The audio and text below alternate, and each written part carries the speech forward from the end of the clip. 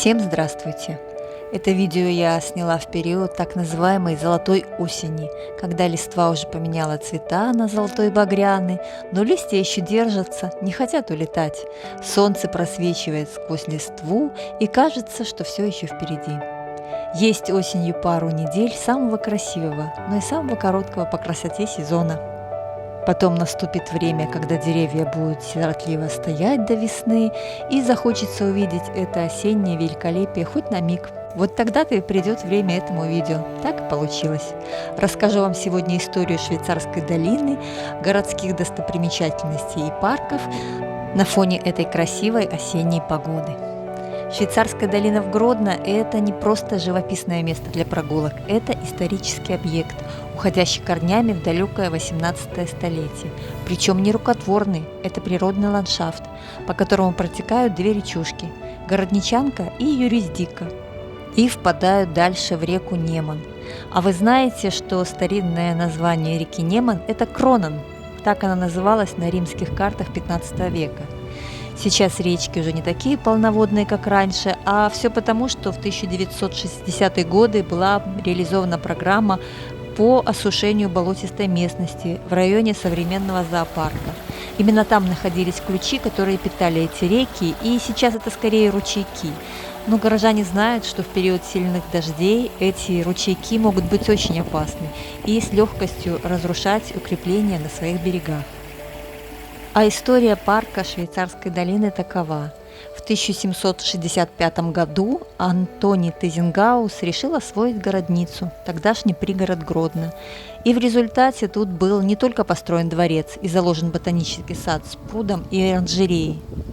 Через речку Городничанку были перекинуты навесные мосты, и по берегам установлены лавочки. И появилась в Гродно своя маленькая Швейцария. Почему долина носит название швейцарской? Легенда гласит, что популярный белорусский художник Наполеон Орда был несказанно покорен красотой этих мест, напоминавших ему альпийские пейзажи потрясающей красоты. Поэтому художник и дал название долине, такое говорящее, швейцарская. Она сохранилась и по сей день. Но мировые войны словно тяжелым катком прошлись по прекрасной тогда территории, стерев с лица земли шикарный дворец и приведя в колоссальное запустение некогда роскошный парк. И от былого величия не осталось и следа. Все выглядело очень жалко и плачевно. И только ближе к концу 20 века Швейцарская долина в Гродно была полностью восстановлена.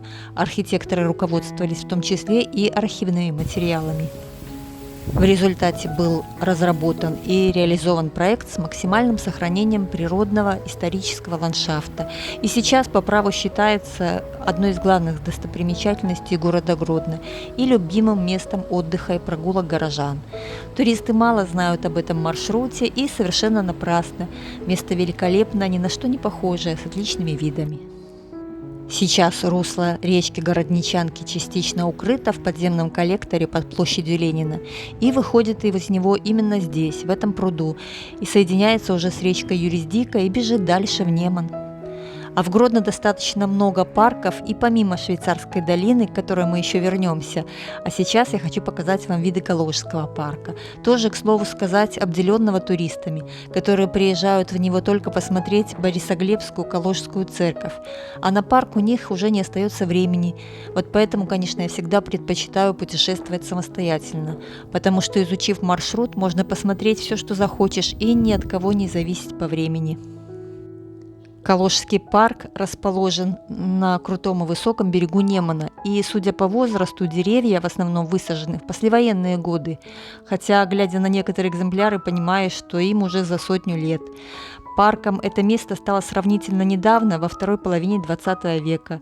А изначально здесь было древнее капище балтского племени, потом в XII веке построенная Борисоглебская, или, как мы называем, Калужская церковь. Она получила название от переселенцев из микрорайона Каложа в городе Пскове после очередного завоевательного похода силой переселенных сюда. А сам парк только в последние годы стал называться Калужским, а до этого его назвали в честь 40-летия Ленинского комсомола Беларуси. Вот так. Вот эту колокольню построили недавно, в 24 году, и звон осуществляется автоматически, здесь перезвон. А из парка есть несколько выходов. Один из них проходит через мост на улицу Большая Троицкая, где и находятся основные туристические достопримечательности, куда приезжают туристы целыми автобусами, а парки незаслуженно обходят стороной.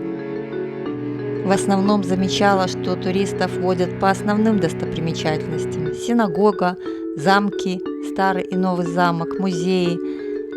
Но надо сказать, что и виды там тоже достаточно неплохие. Посмотрите, как это великолепно выглядит осенью. Я тоже поддалась искушению показать вам виды со смотровой площадки около нового замка. Вот отсюда видна Калужа, там вдалеке, Калужский парк. И вот так вид на реку и противоположный левый берег.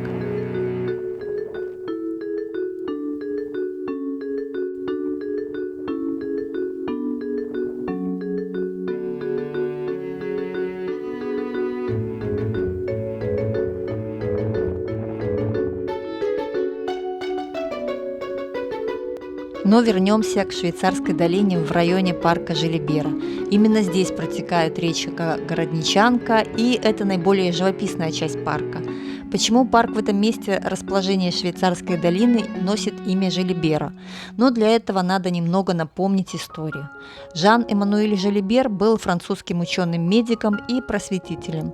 С помощью мецената Антония Тезенгауза он основал первое высшее учебное заведение на территории Беларуси — Гродненскую медицинскую академию, здание которой до сих пор расположено в парке.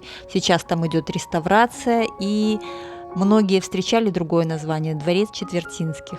Так вот, Желибер также является одним из создателей ботанического сада, который уже через 3 года после основания считался одним из лучших в Европе и насчитывал около 2000 видов растений, многие из которых были редкими.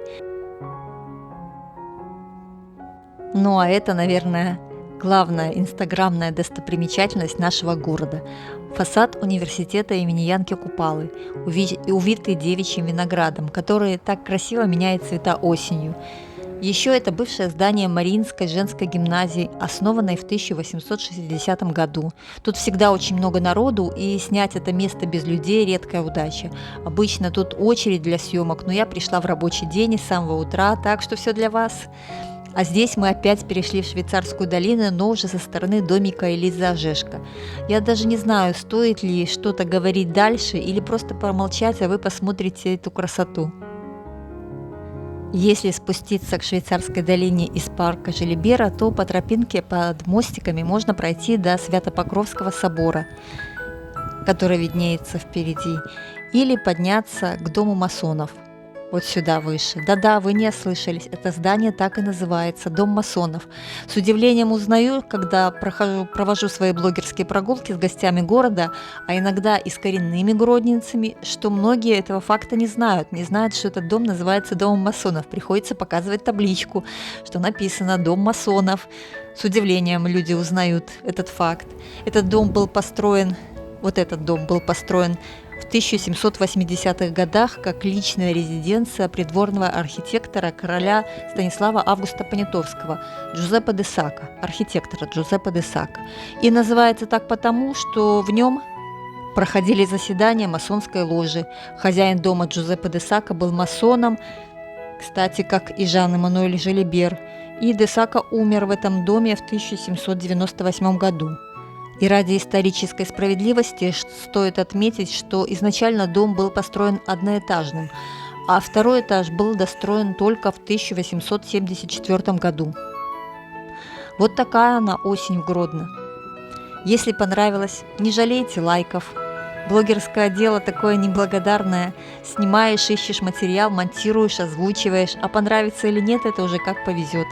Поэтому, если понравилось, нажимайте на кнопочку, пишите комментарии, что обо всем этом думаете, где любите гулять осенью и что считаете наиболее интересным местом в Гродно. А я, как всегда, всех обнимаю, всем пока!